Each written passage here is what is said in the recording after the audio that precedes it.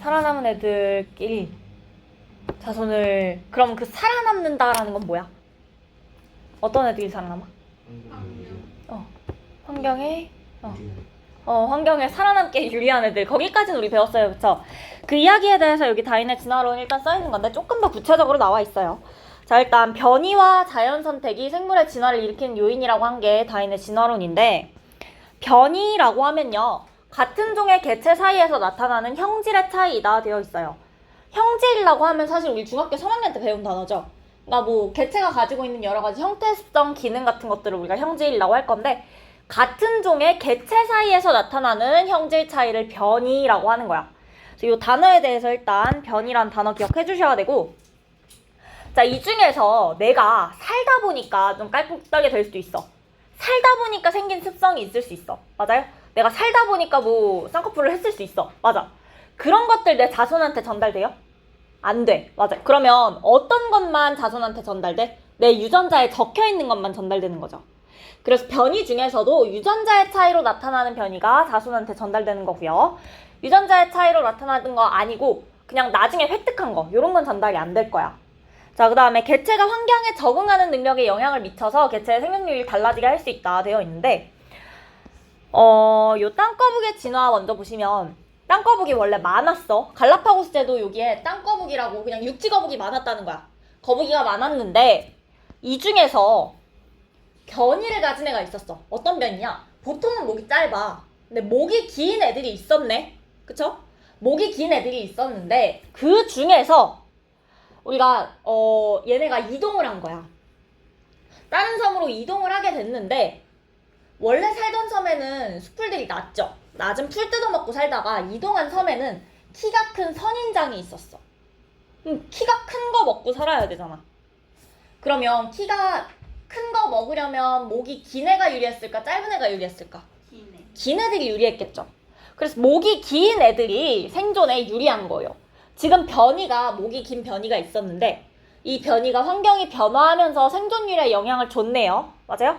생존율에 영향을 줘서 긴 애들이 더 많이 살아남았을 거고, 긴 거는 유전자의 차이로 나타나는 변이였던 거야. 그럼 자손한테 전달이 됐겠죠. 그래서 나중에 좀 시간 지나고 봤더니 이 섬에는 목이 긴 애들이 많이 살아남아서 목이 긴 애들이 더 많이 남았다. 오케이? 이 이야기가 여기 생존율이 달라지게 할 수 있다. 이걸로 생각하시면 돼요. 자, 그러면 자연 선택에 의한 진화 과정을 우리가 4가지로 나눠서 생각을 해볼 건데, 첫 번째로 과잉 생산과 변이 있어요. 살아남을 수 있는 양이 정해져 있어. 우리 환경 그 수용량이 딱 있었죠. 그거보다 더 많은 수의 자손을 생산을 했어. 더 많은 수의 자손을 생산하면 내가 이 환경에 딱 적당하게 살 수 있는 양보다 개체가 많아지면 얘네 사이에 싸울까 안 싸울까? 싸우겠죠. 맞아요. 그래서 경쟁을 할 거라는 거야. 근데 그냥 경쟁이 아니라 여기서 누군가가 죽어야 적합한 환경이 되는 거니까 생존 경쟁 하겠죠. 살아남기 위해서 생존 경쟁 일어날 거고, 그러면 그 중에서 생존하기에 유리한 애들이 살아남겠죠. 그래서 우리가 생존에 유리한 형질을 가진 개체가 살아남는 거, 이거 자연 선택이라고 하는 거고요. 그 생존에 유리한 형질이 자손한테 전달된다 되어 있는 요 생존에 유리한 형질은 유전자의 차이로 나타났던 형질일 거야.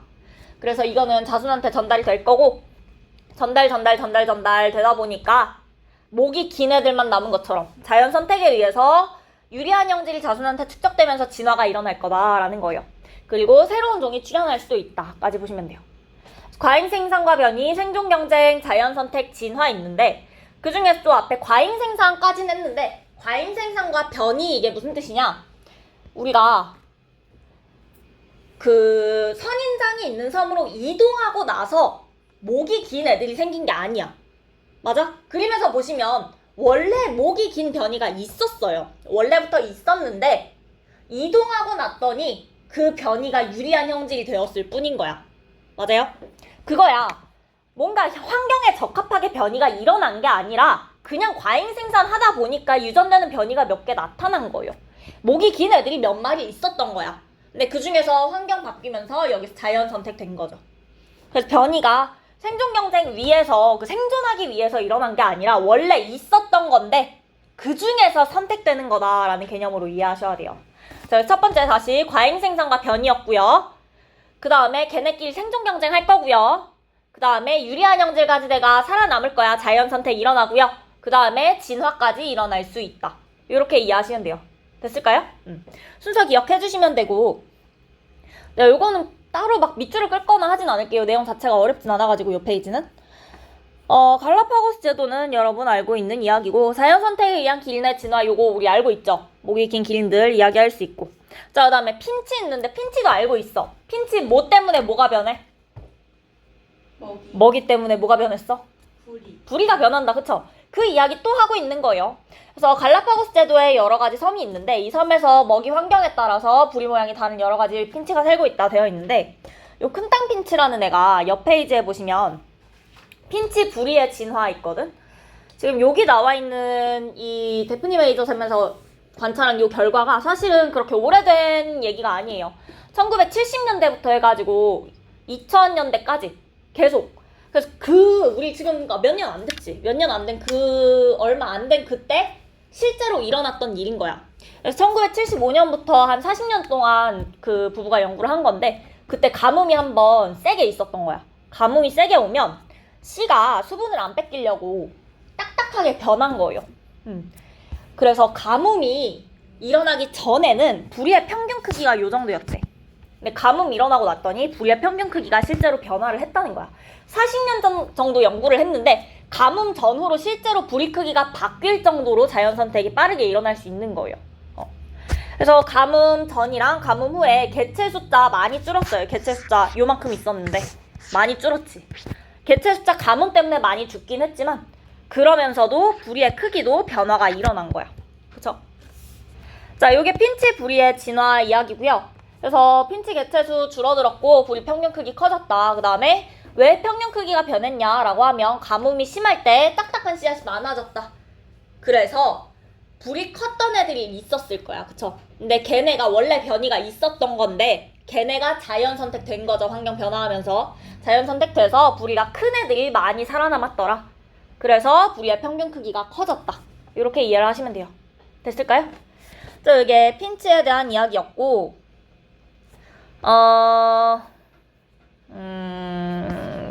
자, 요 자연 선택이라는 거 진화에 대해서 우리가 진화를 한다라고 하면 개체 한 마리가, 강아지 한 마리가 진화해서 새로운 종으로 분화하는 걸까? 아니면 강아지라는 그 개체군 수준에서 일어나야 될까?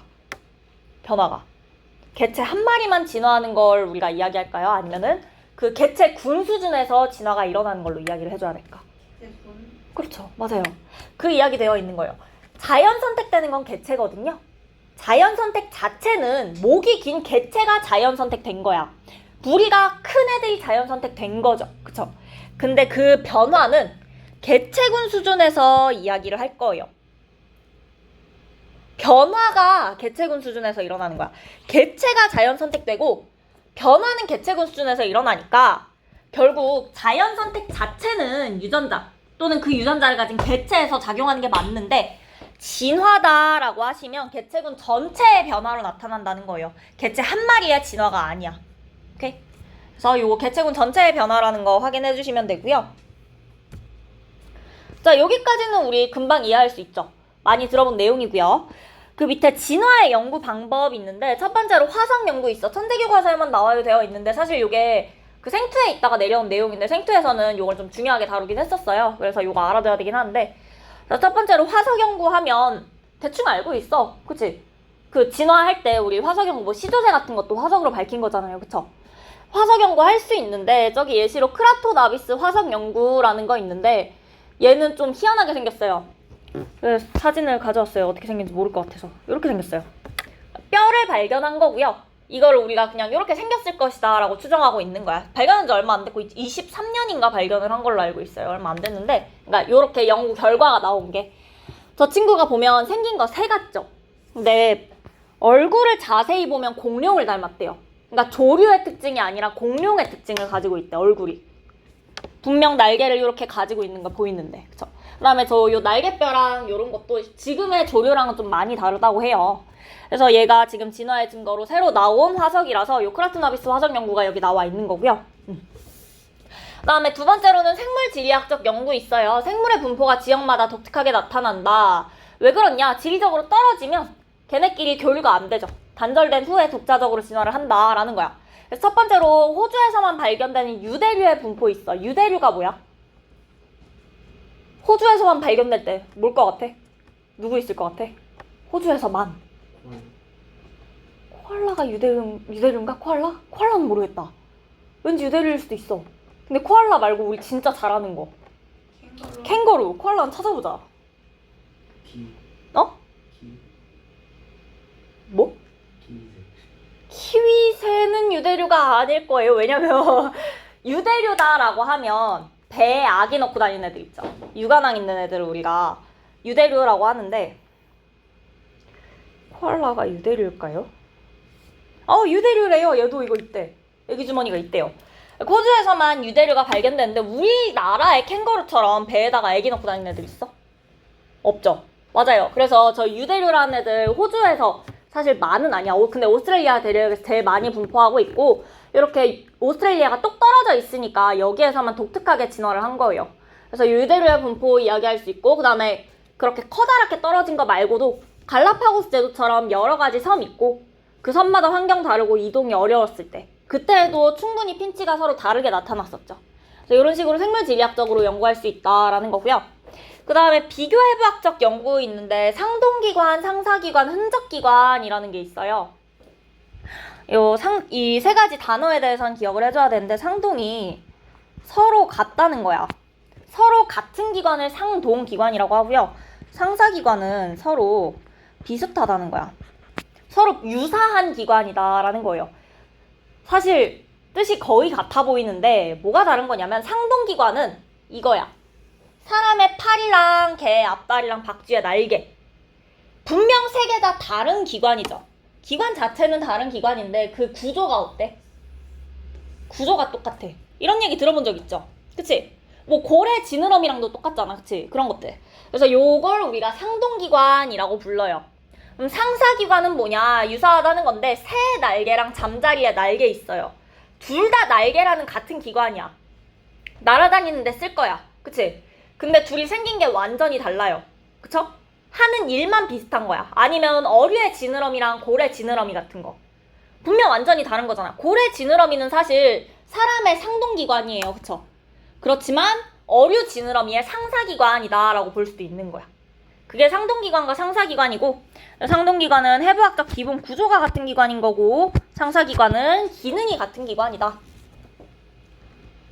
둘의 차이 기억해 주시면 되고요. 그 다음에 흔적기관 있어요. 흔적기관 사람한테 뭐 있어? 꼬리뼈. 맞아. 또 아는 거 있어요? 사랑니도 흔적기관이에요. 또 맹장? 맹장 맞아요. 또 아는 거 있어요? 생각보다 많이 나왔어. 근데 혹시 친구들 중에 귀 움직이는 애들 한 명씩 있지 않아요? 그거 할 수 있는 사람 있어요? 우린 그거 안 움직였어. 하지 마. 우리 안 움직이는 사람이 더 많아요. 그쵸? 근데 우리 근육을 가지고는 있어. 흔적기관으로 남아있는 거고요. 그 다음에 사람한테 되게 흔적기관 아닐 것 같은데 흔적기관인 거 하나 있어요. 발가락. 침팬지 발가락 어떻게 써? 발가락으로 바나나 잡을 수 있어? 없어? 침팬지들? 발로 잡을 수 있어. 걔네. 발도 이렇게 생겼어요. 그래서 발로 물건 잡을 수 있고 뭔가를 할 수 있거든요. 나무 탈 수 있고. 근데 사람 같은 경우에는 직립보행을 하기 때문에 그런 역할이 퇴화된 거죠. 그래서 지금은 이렇게 서서 균형을 유지하고 이런 역할을 하긴 해. 그렇지만 원래 사용하던 그 역할을 안 하는 거죠. 그런 애들 흔적기관이라고 하는 거야. 그래서 저 흔적기관에서 오해하기 쉬운 게 지금은 아무 쓸모가 없다가 아니에요. 꼬리뼈도 역할을 해요. 우리 앉을 때 충격 흡수해줘요. 역할을 하긴 하는데 역할이 많이 달라졌거나 역할이 많이 없어졌거나 하는 경우에 흔적기관이라고 부르는 거야. 오케이? 자, 이렇게까지 흔적기관 있고 그 다음에 진화 발생학적 연구 있는데 이게 포유류의 배아고 얘가 조류의 배아래요. 가려놓으면 구분할 수 있을까요? 솔직하게? 없겠죠. 맞아요. 둘이 비슷하게 생겼어요. 그래서 얘네가 다 여기 아가미 틈이라는 거 있고요. 그 다음에 척삭이라는 거 가지고 있어요. 얘는 나중에 척추뼈가 될 거고요. 그 다음에 근육성 꼬리 있고 사람은 요거 사라지는 거죠. 맞아요. 그래서 발생 단계에서는 뭔가 둘이 비슷하다라는 거야. 발생이라고 하면 수정란에서 개체까지의 과정이죠. 그래, 완전 다 큰 성체에서는 분명 이런 공통점이 없어. 나랑 닭이랑 닮은 점 눈, 코, 입 달린 거 정도? 심지어 입도 불이야. 걔네 눈 달린 거 정도네요. 그쵸? 눈 2개 달린 거 정도인데 배아 상태에선 되게 비슷했다. 그래서 요거 가지고 우리가 공통조상에서 진화했을 거다라는 거 확인할 수 있는 거예요. 그 다음에 그게 요 이야기고 밑에 보면 무턱토 동물인 조개랑 개찌렁이 같은 경우에 담륜자 유생 시기를 거친다라고 되어 있는데 담륜자 유생도 태어나서 처음 듣죠. 담륜자 유생은 이렇게 생겼대요. 어떻게 생겼는지도 모르겠죠. 그래서 해부학적으로 안에 그림 그려보면 이렇게 희한하게 생긴 친구가 있대. 무척추 동물 중에 많은 애들이 요 시기를 거친다고 해요. 아기 때. 엄청 어릴 때. 또 혹은 알 속에서. 그래서 요런 시기를 거치는데 요 담륜제 유생이라는 거 뒤에 다시 나오거든요. 분류할 때. 그래서 요거는 나중에 다시 나오니까 단어는 기억해 주셔야 되고. 자, 그 다음에 분자 진화학적 연구 있어요. 말 그대로 DNA 염기서열이나 단백질처럼 그 분자 수준에서 연구를 할 수 있다는 거야. 그러면 나랑 그 진화적으로 가까운 애들이랑 먼 애들 중에서 누가 나랑 염기서열이나 아미노산 서열이 같을까? 가까운 애랑 먼 애 중에? 가까운 애. 왜? 무슨 생각한 거야? 나 뭐 묻었어? 왜? 자, 그 가까운 애가 더 차이가 적을 거야. 거의 비슷할 거야. 그쵸? 그래서 우리가 이거를 주로 저 사이토크롬 C라는 거 이용해서 이야기를 하는데 저도 태어나서 처음 듣죠. 짜증나요 진짜. 마이토콘드리아에 있는 단백질이야. 그래서 미토콘드리아가 가지고 있는 거 진핵생물들이죠. 진핵생물끼리는 요 사이토크롬 C의 아미노산 서열 가지고 우리가 좀 이야기를 할 수 있는데 요거를 우리가 2학기 때 세포와 물질대사 하면 세포호흡을 자세하게 배울 거거든요. 그 자세하게 배우는 과정 안에서 얘가 한 번 쓰여. 근데 정말 다행히도 2학기 때 얘 이름은 빠졌어요. 이름은 안 나와요. 근데 어쨌든 이런 거 있다. 세포호흡할 때 쓰이는 단백질 중에 하나고. 자, 그래서 아미노산 서열이 몇 개 차이가 나는지 쓴 거야. 사람이랑 제일 가까운 거 누구야? 침팬지인 거죠. 침팬지랑 사람이랑 제일 비슷한 거야. 제일 다른 거 효모인 거죠. 오케이? 그래서 우리가 혹시 그런 말 들어봤어요? 사람이랑 침팬지가 사람이랑 원숭이보다 더 진화적으로 가깝다. 더 가까운 친척 관계다. 라는 게 요런 걸로 이야기할 수 있는 거야. 원숭이는 차이가 나는데 침팬지는 진짜 하나도 차이가 안 났다는 거야. 그래서 우리가 이렇게 침팬지랑 제일 가깝다라고 이야기를 많이 하고요. 유연관계라는 단어가 나와요. 유연관계. 유연관계는 생물종 사이의 관계가 가깝거나 먼 정도이다 되어 있어. 그러니까 나는 침팬지랑 유연관계가 가까운 거고 효모랑은 먼 거다라고 하시면 돼요. 오케이? 자, 요 단어까지 확인해 주시고 개념 확인 문제 보시면 자, 핵심 체크 첫 번째.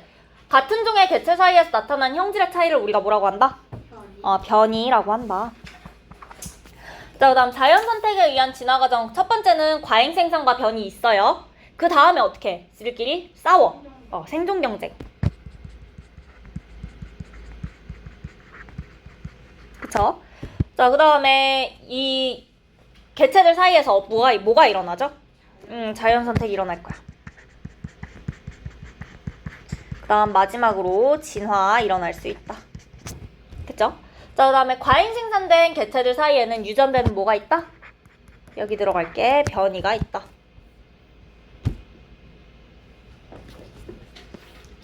자, 그 다음 1번 볼게요. 변이에 대한 설명으로 옳은 거랑 옳지 않은 건데 같은 종의 고양이에서 개체마다 털색이 다른 것은 변이이다. 그쵸? 이거 변이고요. 유전자의 차이로 나타날 수 있다.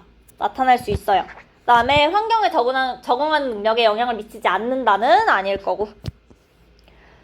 자, 뭐가 있는 집단에서겠어요, 기억은? 변이가 있는 집단에서 생존에 유리한 형질을 가진 개체가 살아남아서 더 많은 자손을 남기는 뭐가 오랜 세월 동안 일어나면? 유리한 개체가 살아남는 뭐? 자연 선택이 오랜 세월 동안 일어나면. 자, 그 다음에 3번. 누가 제일 먼저야? 라. 그 다음. 다. 그 다음. 나. 가. 자, 다음 4번 보시면 갈라파고스 제도에 목길이의 변이가 있는 땅거북이 많이 살고 있었다. 땅거북은 환경이 다른 섬으로 흩어져 살게 되었고 키가 큰 선인장이 자라는 환경에서 목이 긴 땅거북이 생존에 유리하였다. 목이 긴 땅거북은 목이 짧은 땅거북보다 더 많이 살아남아 자손을 남겼고 이 과정이 오랜 세월 동안 반복되어 목이 긴 종이 번성하였다. 자, 그 다음에 누가 유형 관계가 제일 가까워요? 침팬지. 누가 제일 멀다고? 효모. 좋아요. 자, 그 다음 페이지 보시면 개체군 진화의 원리 있어요. 자, 그래서 우리가 진화에 대해서 조금 더 자세히 이제 살펴볼 건데, 들어가기 전에 첫 번째로 단어를 하나 봐줘야 되는데, 유전자 풀이라는 단어가 있어요. 근데 저 유전자 풀이 무슨 뜻이냐면, 영어로 진풀이야. 유전자 풀이에요. 저 풀을 그대로 풀이라고 쓴 거야.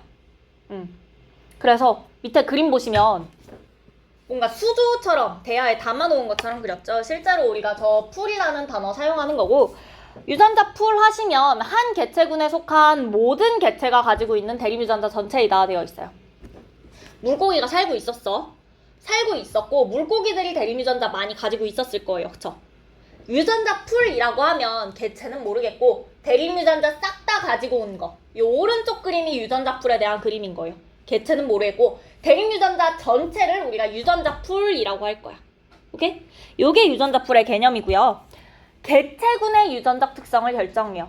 유전자형은 개체의 유전적 특성을 결정할 거야. 그치? 근데 이 유전자 풀이라고 하면 개체군 전체가 뭘 많이 가지고 있느냐에 따라서 걔네가 전반적으로 평균적으로 어떤 느낌일지 알 수 있겠죠. 그 얘기야. 이 유전자 풀은 개체군의 유전적 특성을 결정할 수 있어요. 개체 하나하나가 중요한 게 아니라고 했잖아, 진화는. 그쵸? 자, 개체군의 유전적 특성 결정할 거고, 대립유전자 빈도다라고 하시면요, 이 유전자 풀에서 개체군에서 특정 대립유전자가 차지하고 있는 비율이라고 할 거예요. 이거 어떻게 구하는 거냐? 라지 A의 대립유전자 빈도 구하려면 전체 유전자가 몇 개인지 셀 거야, 대립유전자가. 다 세보시면 24개 있나 봐요. 24개 중에 라지 A는 10개 있대요. 그러면 라지 A의 대립유전자 빈도는 24분의 10이다. 스몰 a는 24분의 14다라고 구하시면 되는 거예요. 빈도 구할 수 있겠죠? 오케이? 그래서 요거는 계산만 해주시면 되는 거고, 유전자 풀에서 옆에 설명 조금 더 써있는데, 같은 개체군에 속한 개체들은 서로 잠재적인 교배 상대이므로 유전자 풀을 공유한다 되어 있어. 갑자기 이상한 얘기를 하죠. 이 말을 사실 뭘 이야기하고 싶었던 거냐면, 저 유전자 풀이 왜 중요하냐면, 유전자 풀 안에 있는 이 대립유전자들은 무슨 의미를 가지냐면 자손한테 전달될 수 있는 애들인 거야. 자손한테 전달될 확률이 있는 애들을 우리가 싹 모아서 유전자 풀을 그리는 거예요. 오케이? 그러니까 이 개체군의 유전적 특성도 결정이 되는 거야. 얘네 가지고 자손 만들 거니까. 얘네의 비율에 따라서 얘네가 전달될 확률이 결정될 거 아니에요. 그쵸? 지금 라지 A랑 스몰 A가 10대 14. 그렇게 크게 차이 안 나. 근데 다음 세대에서 싹 다 라지 A만 가질 가능성이 높아? 별로 없어. 보통 다 비슷한 확률을 가지고 자손 만들 거란 말이야. 그쵸? 그래서 이 유전자 풀이다라고 하면 자손한테 전달될 수 있는 거 이야기를 하는 거라서, 그래서 잠재적인 교배 상대이므로 이게 이 뜻이야. 자손을 만들 수 있으므로 얘네끼리 자손 만들 수 있으니까 우리가 유전자 풀을 공유한다라고 이야기를 할 수 있는 거예요. 그래서 유전자 풀 개념 요거까지 같이 생각해 주시면 되고, 전달될 수 있다까지 생각해 주시면 되고요. 자, 그 다음 2번 보시면 개체군의 진화 써 있어. 진화는 진화인데 누구의 진화? 개체군의 진화거든요. 자, 이 개체군의 진화다라고 하면 종 자체가 달라지는 종분화 말고요, 대진화 말고 소진화라고도 불러요. 개체군 수준에서 변화가 일어난 거야.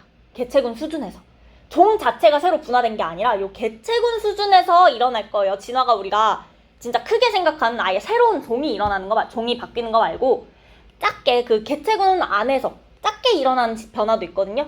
그 변화를 우리가 어떻게 설명하냐면 개체군에서 일어나는 유전자 풀의 변화다라고 할 수 있어. 무슨 뜻이냐? 대립유전자 빈도의 변화야. 개체군에서 일어나는 대립유전자 빈도의 변화를 우리가 개체군의 진화다라고 이야기를 하는데, 대립유전자 빈도가 바뀌었기 때문에 이 개체군이 진화했습니다 라고 설명할 수 있는 거예요. 그러면 이걸 우리가 어떻게 사용하냐? 밑에 탐구자료창 문제 보시면요, 첫 번째, 두 번째, 세 번째 세대가 있어. 그리고 그 빈도를 구하라고 할 거예요. 유전자 빈도를, 대립유전자 빈도를 쫙 구해봤더니 라지 A는 대립유전자 빈도가 똑같아, 변했어. 변했어. 스몰 a도 변했죠. 그러면 대립유전자 빈도가 변했으니까 이 토끼 개체군에서 진화가 일어난 거야, 안 일어난 거야? 일어난 거다라고 하시는 거예요. 그 이야기야. 실제로 우리가 문제에서 0.5에서 0.6 정도로만 바뀌어도 진화가 일어났다라고 이야기를 할 거예요. 그래서 요 밑에 마지막 문장의 서술을 기억하셔야 돼요. 대립유전자 빈도가 변했으니까 개체군에서 진화가 일어난 거다. 이렇게 설명해 주시면 되고, 자, 그러면 다음 페이지 보시면 개체군의 진화가 일어나는 게 뭐라고? 누가 변해? 대립유전자 빈도, 그쵸? 대립유전자 빈도가 변했다는 거 우리가 유전자풀이 변했다라는 거야. 그러니까 유전자풀이 변했다는 건 여기 들어있는 애들의 그 종류라든지 비율이 바뀌었다고, 그쵸? 그러면 진화가 일어나려면 유전자풀이 바뀌어야겠네? 근데 실제로는요, 그냥 안정적인 상황에서는 저게 잘 바뀌지 않아요. 무슨 일이 일어나야 제가 바뀔 수 있거든? 그래서 그 변화 요인들에 대해서 우리가 4가지 이야기를 할 건데 옆에 암기에 나와 있고요. 돌연변이, 자연선택, 유전적 부동, 유전자 흐름 이렇게 4가지가 있어요. 그중에 돌연변이 대충 알고 있고 자연선택 대충 알고 있고 유전자 흐름 뭔지 모르겠지만 모르는 단어는 없는데 유전적 부동은 무슨 뜻이냐? 그 부유하다 할 때 부자 생각하시면 돼요. 떠다니는 거. 동은 움직이는 거야. 떠다니면서 움직이는 거. 우리가 그걸 부동이라고 하는데 그 내용에 대해서는 조금 이따가 뒤에서 볼 거고요. 자, 이런 단어인데 첫 번째로 돌연변이부터 이야기를 해요. 돌연변이가 뭐야? 돌연변이? 여기 이렇게 써있긴 한데 너네 이걸로 알고 있진 않아. 돌연변이 뭐라고 알고 있어? 뭔가 다른 게 뭐가 없었던 게 갑자기 튀어나온다든지 뭔가 다른 무언가가 튀어나올 때 우리가 그걸 돌연변이라고 불러요, 보통. 근데 실제로 우리가 생물학적으로 돌연변이라고 하면 DNA의 염기서열의 변화가 생기는 거야. 아무 때나 말고 DNA 염기서열의 변화가 생겨요. 그래서 라지 A밖에 없었는데 돌연변이 때문에 갑자기 스몰 A가 생길 수 있는 거야. 그러면 유전자풀에 라지 A밖에 없었는데 스몰 A라는 게 생겼네? 종류가 달라졌네? 맞아요? 그럼 유전자풀이 바뀐 거죠. 맞아요, 바뀐 거야.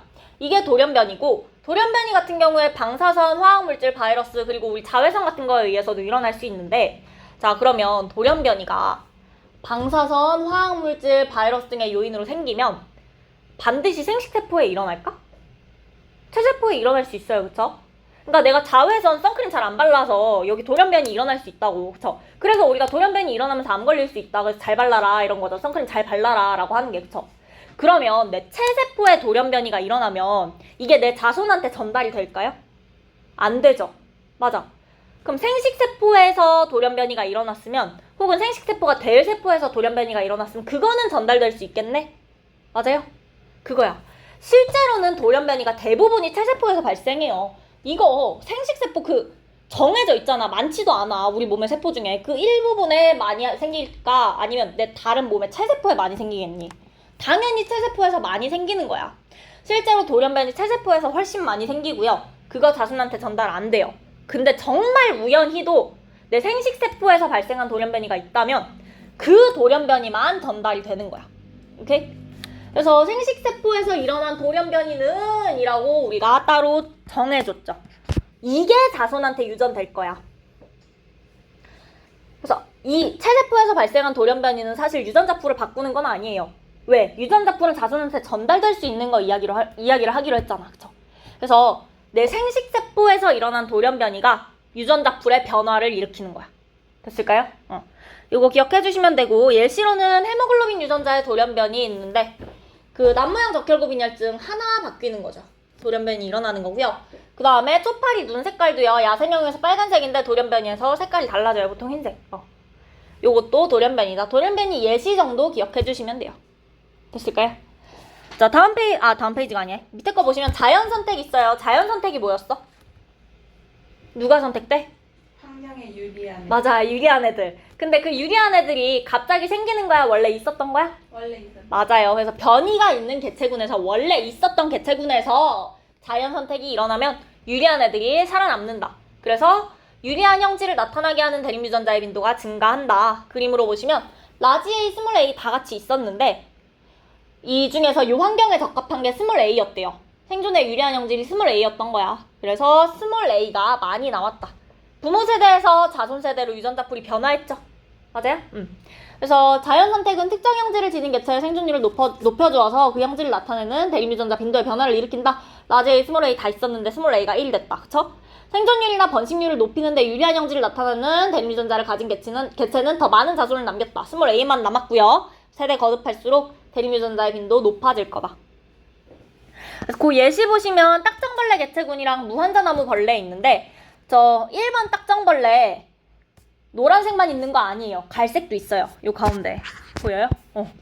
자, 내가 새여도 뭐가 눈에 잘 보여서 뭘 잡아먹겠니? 노란 거 잡아먹겠죠. 그러면 세대를 거치면서 누가 많이 살아남았겠어? 갈색이 많이 살아남았을 거예요. 그게 자연 선택이야. 저 색깔도 유전되는 형질이었던 거고요. 그쵸? 유전되는 변이였던 거고 그 중에서 갈색이 살아남기 쉬웠어서 갈색 애들이 많이 살아남았다. 이렇게 기억하시면 돼요. 그래서 갈색을 나타내는 대립 유전자 빈도가 높아졌다. 요 이야기고 무한자나무라고 있는데 요게 사실 그림 잘 그려놨어요. 요 까만색에다가 이렇게 빨간 무늬가 있는 애인데 얘는 요 안에 있는 씨앗을 먹고 사는 애들인데 여기에 이렇게 입을 이렇게 박아놓고 먹을 거야. 얘네가 뭐가 중요하냐면 내가 딱 찔러 넣었을 때 여기부터 여기까지의 거리가 실제 종자까지의 거리, 내 입의 길이랑 종자까지의 거리가 딱 맞아야지 제일 유리하대. 근데 원래 요 풍선덩굴이 아마 내가 원래 있었던 걸로 알고 있는데 설명이 없네요. 원래 아마 풍선덩굴이 있었을 거야. 있었는데 모감주나무라는 게 들어왔어. 그래서 얘네 중에서 이 짧은 변이가 있었던 거지. 그 변이를 가진 애들이 모감주나무 있는 곳에서 많이 살아남았을 거야. 맞아요? 그래서 모감주나무 있는 데는 입이 짧은 무한자나무 벌레가 많이 살고 풍선단골 먹고 사는 애들은 입이 긴 애들이 많이 살아남았다라는 거예요. 오케이? 그래서 이런 이야기도 요 2가지 기억해 주시면 될 것 같고요. 그 다음에 다음 페이지 보시면 유전적 부동에 대해서 나와 있어요. 부유하면서 움직인다. 뭔가 떠다닌다라는 건데 얘는 중요한 게 우연한 사건으로 개체군의 특정 대립 유전자 빈도가 급격히 증가하거나 감소하는 현상으로 병목효과, 창시자 효과가 있다 되어 있는데 저 밑줄이 저기 끄여 있는데요. 중요한 건요. 이거예요. 우연한 사건. 우연한 사건이야. 우연한 사건이라는 건 내가 타겟을 한 거야? 내가 타겟을 한 게 아니라 그냥 우연히 무작위적으로 이렇게 일어나는 걸 우리가 유전적 부동이라고 해요. 그냥 떠다니다가 우연히. 그래서 우리가 유전적 부동이라고 부르는데 병목효과, 창시자 효과 2가지가 있고요. 그중에 첫 번째 병목효과는 말 그대로 병목에 대한 이야기야. 원래 내가 병에다가 여러 가지 색깔의 구슬을 다 담아놨어요. 그 다음에 이걸 잡고 흔들어. 병목이 있으니까 그럼 다 쏟아지는 게 아니라 조금씩 나오겠죠. 근데 내가 이거를 흔들면서 이번엔 빨간색 뺄 거야. 이번엔 파란색 뺄 거야. 이게 돼요? 이 상황에서 안 되겠죠. 그냥 흔들어서 나오는 대로 나오는 거야. 그냥 무작위적으로 나온 거야. 그리고 나오고 나서 내가 봤더니 노랑이랑 빨강이 제일 많았네? 이럴 수 있어요? 없어요? 가능해요. 가능해. 엄청나게 많았는데 그 중에 일부만 빼냈으면 비율이 똑같지 않을 확률이 더 높아. 실제로는. 그러니까 내가 500원짜리 동전 10번만 던진다고 10번만 던졌을 땐 5번 나오지 않아요. 여러 번 던져야 되는 거지. 조금만 한다면 확률이 똑같지 않다고. 맞아요? 무작위적으로 우리가 이야기를 하는 거기 때문에 요게 병목효과야. 많이 줄어드는데 살아남은 게 무작위적으로 결정되는 바람에 비율이 달라진다라는 뜻이에요. 그걸 우리가 병목효과라고 하는데 여러 가지 가뭄, 홍수, 산불, 질병, 지진, 남획 여러 가지 이유에 의해서 개체군의 크기가 급격히 줄어들어요. 이때 살아남은 애들이 무작위로 정해졌다라는 거야. 무작위로 정해지니까 살아남은 애들의 대립 유전자 빈도가 많이 달라질 거예요. 유전자 풀이 많이 달라질 거예요. 이걸 우리가 병목현상이라고 불러요. 자, 그래서 예시 보시면 북방 코끼리 바다표범이라는 거 있었대. 근데 인간의 남획이래요. 내가 까만 것만 골라 죽이는 거 아니고 하얀 것만 골라 죽이는 거 아니고 그냥 무작위적으로 남획했어요. 아무거나 죽였어. 그랬다 보니까 그냥 뭐 이 중에서 살아남은 애들이 내가 타겟한 게 아닌데 지금 갈색이랑 흰색 애들이 좀 많이 살아남았나 봐요. 까만 애들은 사라졌네요. 맞아? 그래서 대립 유전자 빈도가 달라졌다. 세대를 거치면서 까만 애들이 사라지고 갈색 애들이랑 흰색 애들만 남았다. 근데 이게 자연 선택된 게 아니라 인간이 무작위적으로 죽이다 보니까 까만 애들이 우연치 않게 그냥 많이 죽은 거야. 그쵸? 그래서 요런 거 일단 유전적 부동 첫 번째 병목 효과였고요. 그 다음 두 번째는 창시자 효과예요. 창시자라고 하면 무슨 느낌이야? 무슨 단어일 것 같아? 뭔가 만들어낸 거 맞아요? 뭔가 만들어낸 거, 뭔가 시작한 거 그런 거지. 실제로 창시자 효과는 여기 살고 있었어. 여러 가지 나비가. 여러 마리의 나비가 살고 있었는데 이 중에 일부가 정말 우연히 내가 의도하고 저기로 여행을 간 게 아니라 의도하고 팀을 꾸려서 간 게 아니라 우연히 다른 섬으로 이동을 한 거야. 갔다가 이제 못 와. 오는 거 힘들어서. 한번 가버렸어. 그럼 여기에서 얘네가 살기 시작하겠죠. 근데 보시면 지금 주황, 까망, 하양 셋이 살고 있었어. 같은 종인데 그냥 여러 가지 형질이 있었어요. 근데 얘네가 넘어갈 때 팀을 꾸려서 간 게 아니야. 그 비율 맞춰서 세 마리 뭐 1대1대1로 가자 이 이야기를 한 게 아니라서 그냥 우연히 그냥 무작위적으로 넘어간 거라 비율이 다르게 넘어간 거예요. 하얀 애가 아예 안 왔네요. 그리고 셋 중에 노란 애가 조금이라도 더 많아요. 그러면 세대를 거치고 나면 노란 애가 좀 더 많을 거고 까만 애가 조금 적을 거고 하얀 애는 없겠죠. 바뀌었네요. 맞아요? 이걸 우리가 창시자 효과라고 부르는 거야. 개체군에서 일부 개체가 우연히 새로운 지역으로 떨어져 나와 정착하면서 나타나는 거고요. 그 분리되는 개체가 무작위로 정해지니까. 그러니까 유전자 풀이 달라진다. 그래서 새로운 지역으로 떨어져 나온 개체 숫자가 적을수록 조금 떨어져 나올수록 유전자 부동의 효과가 크게 나타날 거야. 조금 떨어져 나올수록. 맞아요? 그리고 여기에 개체군의 크기가 작을수록 얘네랑 똑같은 비율로 고를 확률이 적어지겠죠. 맞아요? 그래서 개체군의 크기가 작을수록 유전자 부동의 효과가 크다. 요거까지.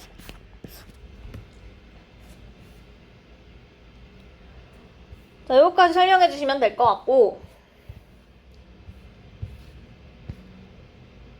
자, 다시 쓸까요? 마지막으로 유전자 흐름이 있어요. 이건 말 그대로 유전자가 움직인 거야. 어딘가로 흘러간 건데. 자, 밑에 그림 보시면 산맥을 사이에 두고 서쪽이랑 동쪽에 사슴이 살고 있었어. 근데 서쪽엔 애들이 주황 색깔, 뭐 좀 노란 애들이 많았고요. 동쪽엔 좀 까만 애들이 많았네. 맞아요? 자, 그런데 산맥을 사슴이 힘드니까 안 넘어가는 건데 사실은 우연히 넘어갈 수 있잖아. 길을 잃었을 수도 있고 우연히 좀 넘어갔네요. 그러면 동쪽에 갈색 애들밖에 없었는데 노란 애들이 들어오게 되면 같은 종이니까 교배해서 노란 애들 태어날 수 있겠죠. 그럼 유전자 풀 바뀌겠네요. 이걸 우리가 유전자 흐름이라고 불러요. 개체군 사이에 개체의 이주가 일어날 때, 개체가 움직일 때, 개체 이주가 일어날 때 대립유전자가 개체군 안으로, 요 개체군 안으로 노란 대립유전자가 유입되는 거, 혹은 얘네 입장에선 유출됐죠. 유출된 현상을 우리가 유전자 흐름이다 라고 부르고요. 개체군의 유전자 풀 변하게 할 거예요. 그러니까 개체군의 진화 원인 될 수 있는데, 여기 노란색밖에 없었고 갈색밖에 없었는데 노란색이 좀 넘어가서 노란색이 여기 좀 생기면 동쪽이랑 서쪽의 차이가 더 커진 거야? 아니면 차이가 작아진 거야? 작아진 거죠. 맞아요? 그래서 유전자 흐름이 일어나게 됐을 때 개체군 사이에 유전적 차이는 줄어들어요. 그래서 한편으로는 오히려 종분화를 억제하는 요인이 될 수도 있어. 계속 비슷하게 만들어주니까. 그 다음에 동물 개체군에서는 이렇게 직접 넘어가면 되는데, 그럼 식물은 어떻게 하느냐라는 거야. 식물은 꽃가루가 움직일 수 있어. 누가 벌이 옮겨줄 수도 있고요. 새가 옮겨줄 수도 있고요. 바람 타고 날아갈 수도 있죠. 그래서 날아가서 움직여서 이 생식세포가 이동해서 유전자 흐름 일어날 수 있다. 오케이? 자, 그러면 여기까지 하면 기본적인 개념은 됐는데 그 뒤에 핵심 체크 볼게요. 한 개체군에 속한 모든 개체가 가지고 있는 대립유전자 전체. 이걸 네 글자로 뭐라고 한다? 유전자 풀. 개체군에서 특정 대립유전자가 차지하는 비율. 대립유전자 빈도다.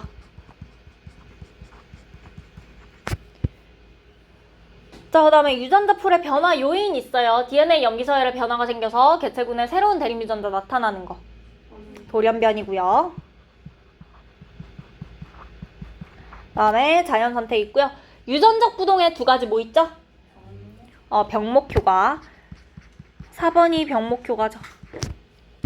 그다음에 하나는 창시자 효과. 자, 그다음 마지막 거. 남은 거 하나 뭐죠? 유전자 흐름.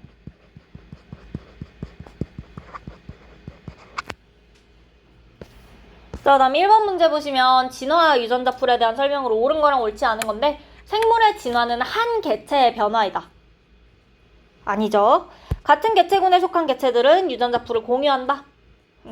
진화가 일어나도 개체군의 유전자 풀 변하지 않는다. 변해야 되죠. 유전자 풀은 개체군의 유전적 특성을 결정한다. 맞죠? 자, 그 다음에 요거 빈도 한번 구해보시겠어요? 2번.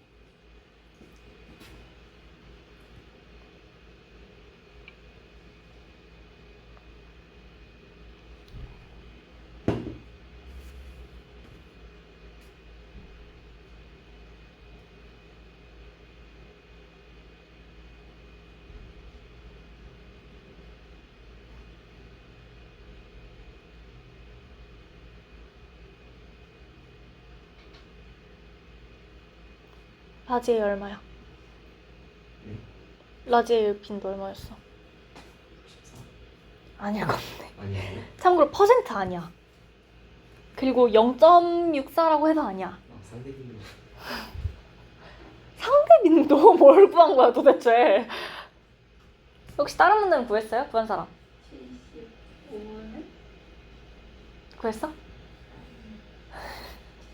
자, 혹시 여기에서 틀리지 않았을까 싶은데 대림유전자 전체 몇 개야? 라지에이 몇 분의 몇 했어 너네? 150. 그러니까 라지에이 전체 몇 개야? 150, 144. 자, 라지에이라는 유전자형 안에는 라지에이가 몇 개 있어? 그러면 96개가 두 번 있는 거야. 라지에이 스몰 a는 48개, 스몰 a 48개, 6개에 6개예요. 전체 개수가 300개겠죠? 150개 아마 요거 더했을 거니까. 그럼 라지 A 빈도랑 스몰 a 빈도 구할 수 있겠죠? 무슨 말인지 알겠어? 지금 너만 시험 쳐야 돼. 너가 지금 그러고 있으면 안 돼.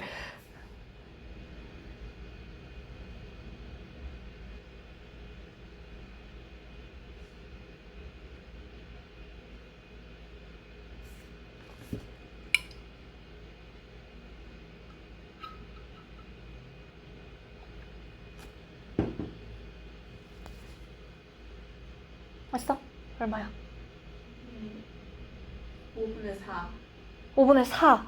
그래서 우리 빈도 우리 과학에서는 보통 분수로 나타내요? 소수로 나타내요?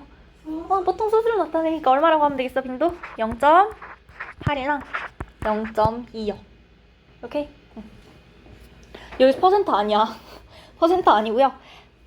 자, 됐으면 그 다음에 3번. 체세포에서 일어난 돌연변이 자손한테 유전된다. 아니죠. 자연 선택이 일어나면 세대를 거듭할수록 생존에 유리한 거 증가한다. 맞고요. 유전적 부동은 개체군 크기가 작을수록 효과가 크게 나타난다. 맞다고 했죠. 작을수록 크게 나타나고, 그다음 유전자 흐름 일어나면 개체군 사이의 유전적 차이가 줄어든다고 했어. 감소한다. 자, 그다음 4번 요거 뭐겠어요? 배웠던 거 4가지 중에 뭐야? 요거 자연 선택이죠. 생존에 유리한 형질. 얘가 살아남았으니까. 다음 페이지에 대표자료 분석 1번은 요거 빈도 구하시면 돼요. 구하는 건 집에서 직접 혼자 하시면 되고요. 그 다음에 대표자료 분석 2번 보시면 유전자 풀의 변화 요인 있어요. 이거 기억, 니은, 디귿, 리을이 뭔지까지만 하고 갈게. 기억은 뭐야? 방금 전에 나왔어. 기억이 뭐야? 자연 선택. 니은은요? 유전적 부동. 그렇죠. 우연한 사건 나와 있으니까 유전적 부동. 유전적. 그 다음에 디귿은요? 유전자 흐름. 저 그냥 해석 그대로 해석한 거래. 얘만 제네틱이야. 드리프트라고 하거든. 얘는 말 그대로 진 플로우라 그래. 그대로 해석한 거야. 그 다음에 리을은 아예 써있죠? 돌연변이라고.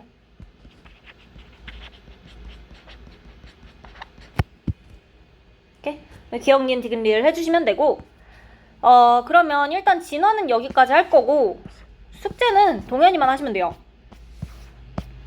여기 269쪽까지 당신만 숙제하시면 되고, 나머지 분들은 여긴 안 해도 돼요. 근데 너네 이번 주에 숙제 안 해온 게 너무 많았어가지고 둘 다. 그쵸? 저 세 문제 남았어요. 아, 3문제 남았어요. 근데 통째로 잃어버렸잖아요. 오케이, 그래서 그거 해주시면 되고요.